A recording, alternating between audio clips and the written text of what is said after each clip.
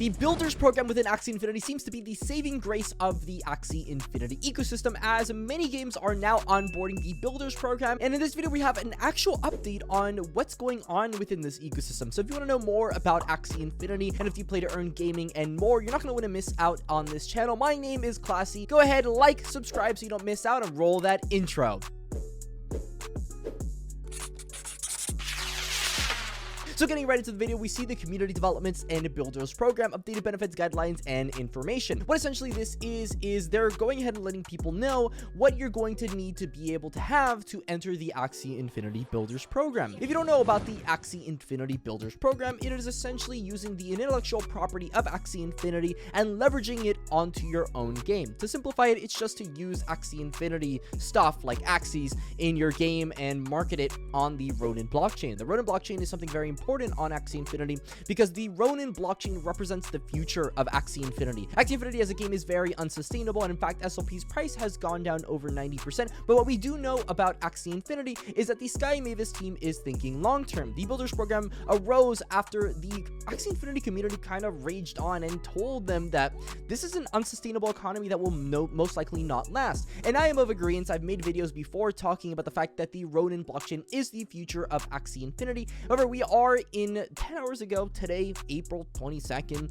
talking about the future of Axie Infinity, and to be quite frank with you, Axie Infinity as a game is most likely going to die. The people that invested in October are not going to get their money back, but what I will say is that there is a high likelihood of new games coming out within the ecosystem that will prove fruitful in their endeavors.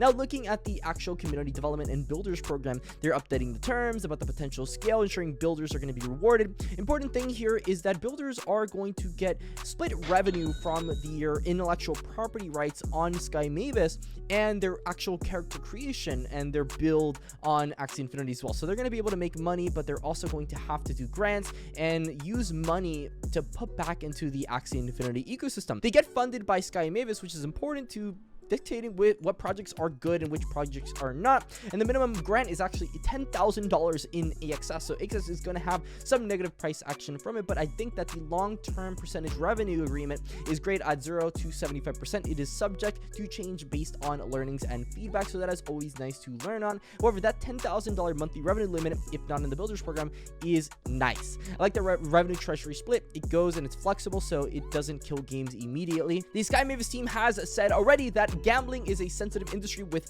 varied laws and regulation across countries and states. They don't want to go ahead and delve into an industry which could impact people from all walks of life. Protecting yourself in the Axie Infinity community, talk about never purchase game NFTs, be careful on everything, only go on the official Sky Mavis ones, and that's essentially it, right? That's what happened on this community development update. We have some keynotes here. These are a few games which are trying to get onto the builders program with Axie Infinity. This is a racing game. I love racing games, and I don't know about you, but a racing game for Sky Mavis, you can see with these graphics here, has been done fairly well. If this game can be developed and launched before the end of 2022 alongside a plethora of other games, even if they are mini games, they can help the SLP price and properly just pump the price and make it more sustainable. These guys have learned of the faults of Axie Infinity. They've been through all the ups and downs. All of these games coming out now are a lot more, let's say, sophisticated in their approach of the Ponzi-nomics-esque ecosystem we have in Axie Infinity at the moment. Of course, it's not a direct Ponzi, but it definitely does irk and remind you of it. Good thing for these games is perhaps we can get away from it. So there's a cart game over here. There's a game here that is about robots, so I love this, fighting two robots, fighting it out and duking it out. I love the concept, I love the fighting, I love everything going on here, and this concept, if built and just fully fleshed out, I believe could be huge to developing the Axie Infinity ecosystem. All these little mini games which look great. By the way, this final result, this is a MOBA that could be coming out. They've actually already gone ahead and had some gameplay on it here, and this MOBA gameplay looks great. These are a few abilities that they're going out and using, and these look very, very good. So I'm wondering here what people are excited on in terms of the future of Axie Infinity, and I begin to think that the new games coming into Axie Infinity here, this is a fighting game right here, could be the answer to all of our concerns. Axie Infinity as a game might be dead. Axie Infinity Origins might be stopping the inevitable from happening temporarily, but I do think that if we're thinking very long term, if we're thinking about good investment opportunities, the future for Axie Infinity might not be Axie.